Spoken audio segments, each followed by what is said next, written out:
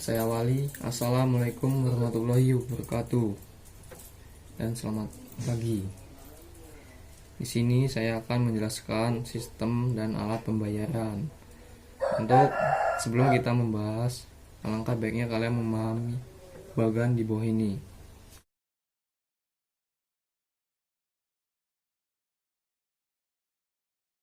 Setelah kalian memahami bagian tadi, di sini saya akan menjelaskan bagian-bagian itu.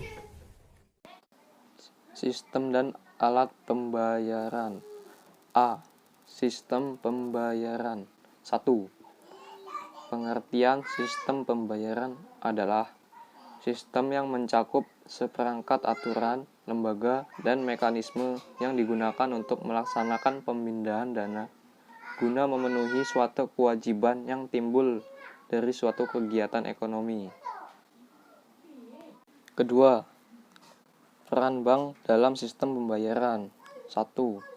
Peningkatan keamanan, bertujuan untuk menjaga kepercayaan masyarakat akan berbagai alternatif dalam kegiatan ekonomi yang dilakukannya. Kedua, peningkatan efisiensi, untuk menciptakan efisiensi nasional baik bagi industri sistem pembayaran maupun banyak alat pembayaran dalam melakukan berbagai transaksi pembayaran.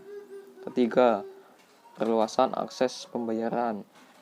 Bank Indonesia berupaya untuk memperluas cakupan layanan sistem pembayaran sehingga dapat lebih luas dalam dan merata ke seluruh wilayah Indonesia. Yang keempat, perlindungan konsumen. Bank Indonesia berupaya meningkatkan perlindungan konsumen agar masyarakat pengguna jasa sistem pembayaran dapat semakin terlindungi. Kemudian yang B, alat pembayaran tunai. 1. Sejarah uang. Dimulai pada saat abad ke-6 sebelum Masehi, yang dimana dilakukan oleh bangsa Lydia dengan melakukan penempaan dengan cara menggunakan campuran dari emas dan perak yang akan terbentuk seperti kacang polong. Kemudian pada tahun selanjutnya 560 sampai 546 sebelum Masehi, Croesus akan menciptakan uang logam yang dimana akan digunakan oleh bangsa Yunani. Dalam sejarah uang, bangsa Yunani dikenal sebagai pembuat uang logam pertama dan mendesain berbagai bentuk gambar yang dimana akan lebih menarik. Dan yang kedua, pengertian dan syarat uang. Pengertian uang dibagi menjadi dua, yaitu dalam bentuk tradisional, uang dimaksud adalah alat tukar yang dapat diterima secara umum. Alat tukar itu dapat berupa benda. Dan yang kedua, dalam ekonomi modern, yaitu sesuatu yang tersedia dan secara umum diterima sebagai alat pembayaran barang dan jasa, serta kekayaan berharga lainnya bahkan untuk pembayaran hutang. Kemudian syarat-syarat uang. 1. Benda itu harus diterima secara umum. Kedua, benda itu harus bernilai tinggi atau setidaknya dijamin oleh pemerintah. Dan yang ketiga adalah terbuat dari bahan yang bisa tahan lama. Keempat, kualitasnya sama. Kelima, jumlahnya dapat memenuhi kebutuhan masyarakat akan uang tersebut. Keenam, tidak mudah dipalsukan. 7. Mudah dibawa. Dan ke-8, memiliki cenderung stabil dari waktu ke waktu.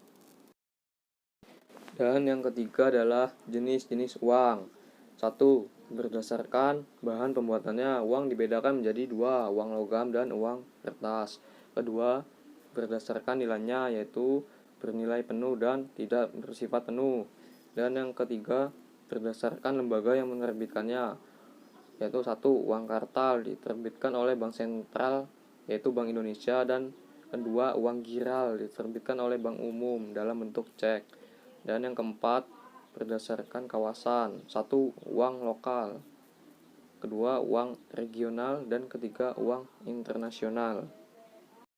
Dan yang keempat adalah fungsi uang. Dibedakan menjadi 2 kelompok, yaitu fungsi asli dan fungsi turunan.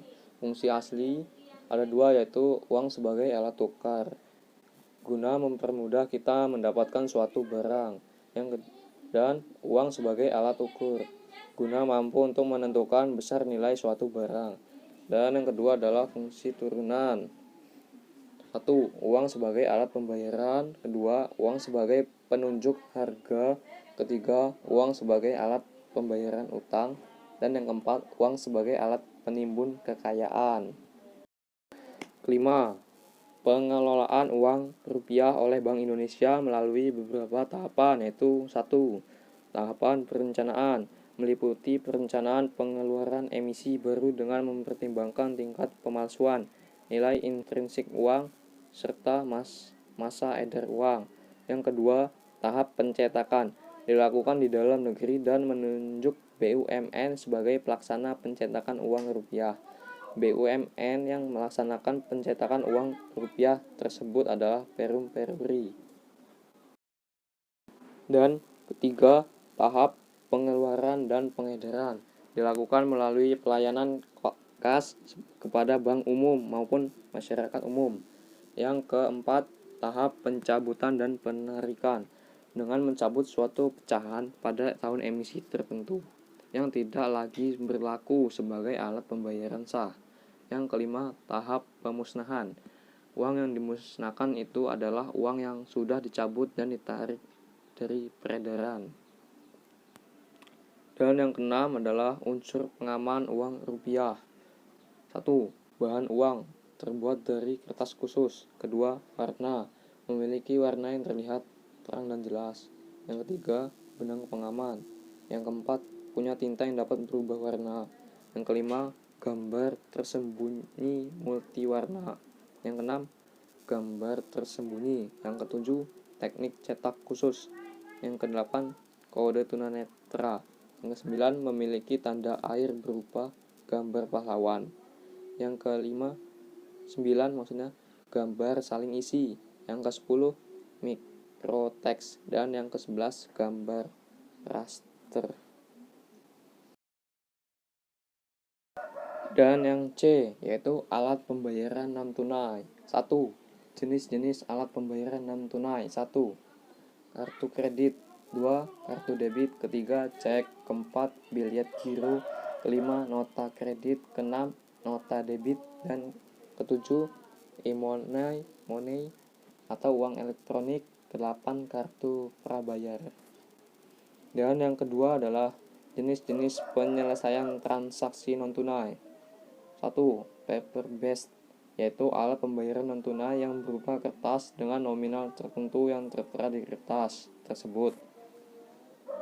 Dan yang kedua adalah electronic based, yaitu alat pembayaran non-tunai yang berupa kartu yang canggih dan modern.